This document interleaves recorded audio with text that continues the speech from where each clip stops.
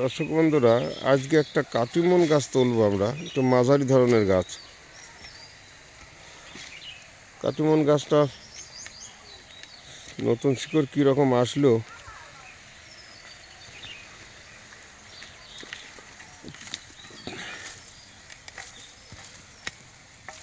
এই তো ছিল, আর তো ছিল না। ভালো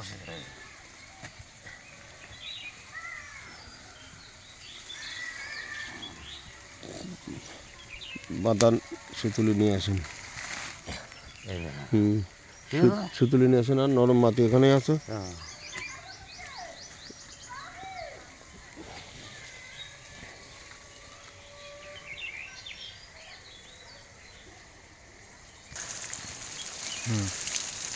শুরু করে কথা কবেন না। আচ্ছা, ওই বাঁধাটার অবস্থা কি দেখেন?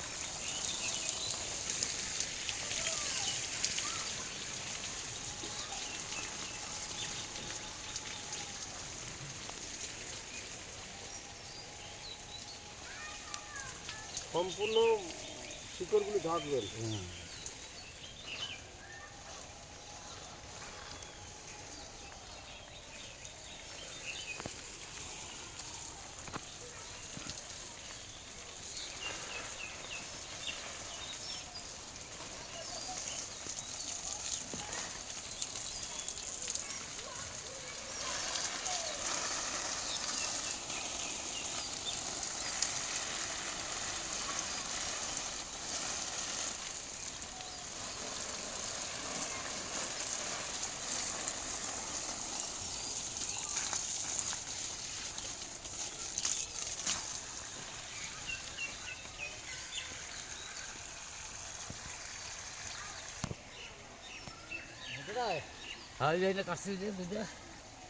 মোটামুটি আসছিল, খুব ভালো আসে নাই।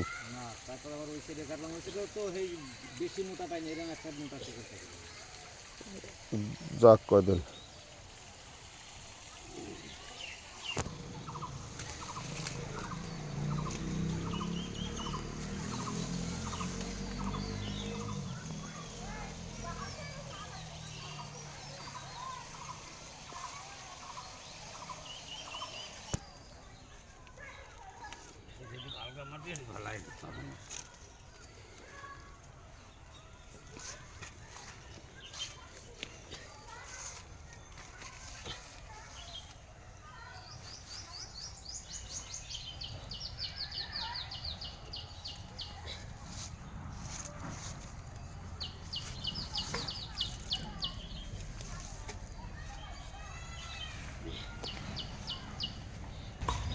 ছিল।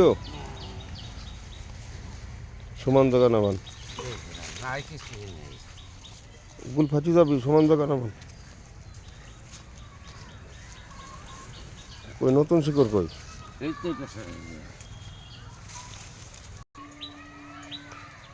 দর্শক বন্ধুরা, মা অন্নপূর্ণা নার্সারিতে এই দেখুন জোর কলম, মানে এক কথায় জন্মের আগেই ফল। এইটা কিন্তু কলম এখনও হতে অনেক দেরি, তার আগেই মুকুল।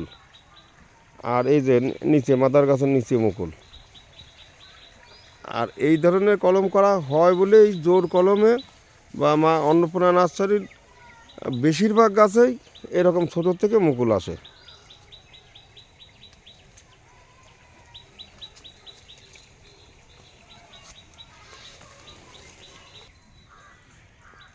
দর্শক বন্ধুরা, যে গাছ আমরা তুলছি এই ধরনের গাছ কিন্তু এখন কেউ চাবেন না, কারণ আমাদের এ ধরনের গাছ এক পিসও রেডি নেই। যা দু এক পিস তোলা হচ্ছে, এ প্রায় 1 মাস সময় লাগবে এই গাছ রেডি হতে, মানে দেওয়ার মতো হতে। আমার এখানে এই মাঝারি গাছটাই বেশি চলে, আর মাঝারি গাছটাই আমার মানে জমিতে কম আছে। কিন্তু এই দেখুন বড় গাছ অনেক আছে, এই যে বড় সব মাদার গাছ, এরকম গাছ অনেক আছে। এগুলি তো অনলাইনে পাঠানো যায় না, বা ছাদ বাগানেও এগুলি মানায় না, যার কারণে একটু সমস্যা হচ্ছে। মাঝারি গাছ এখন আপাতত দেওয়ার মতো কোনো গাছই খুব একটা নাই। দর্শক বন্ধুরা, ভিডিওটা ভালো লাগলে যারা নতুন অবশ্যই সাবস্ক্রাইব করবেন।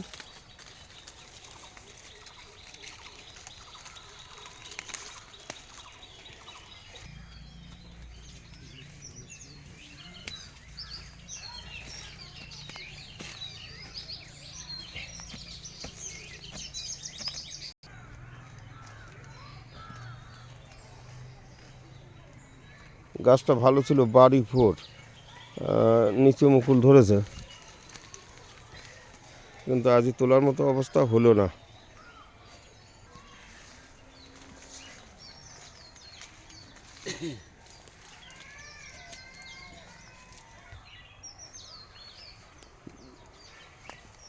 গাছ জন্মের আগেই ফল, কলম এখনও কাটতে দেরি আছে, ফল সেট হয়ে গেছে।